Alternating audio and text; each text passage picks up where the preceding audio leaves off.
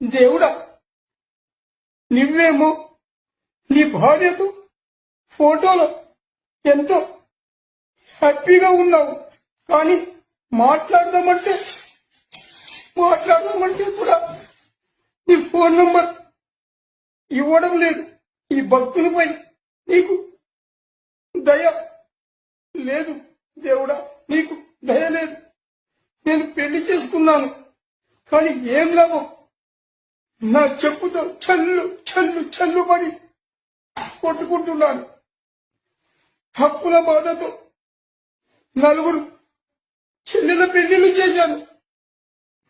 నాకు ఈఎంఐ దేవుడుంటే నాకు ₹1,00,00,000 అప్పులు తీర్చాలి దేవుడా. ఈఎంఐ దేవుడా, నాకు ₹1,00,00,000 అప్పులు తీర్చు. నన్ను ఈ బాధల నుంచి విముక్తిని చెయ్యి.